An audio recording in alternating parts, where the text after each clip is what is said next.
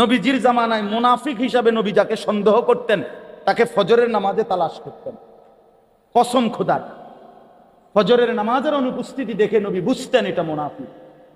সাহাবীরা বলতেন আমরা রসুলের জামানায় মুনাফিক চিনতাম ফজরের অনুপস্থিতি দেখে।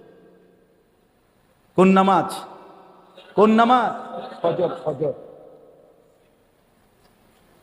ওটা পাউডার মারে, হ্যাঁ ওটা পাউডার দেয়, ফেয়ার অ্যান্ড লাভলি দেয়, বডি স্প্রে মারে, হ্যাঁ নিচে মুতের গন্ধ, প্যান্টে মুতটা পানি লয় না, উপরে পাউডারের গন্ধ, স্বাদে গন্ধে অতুলনীয়, বাহ অসাধারণ পারফিউম, দুইটা মিললে একটা অসাধারণ ফ্লেভার।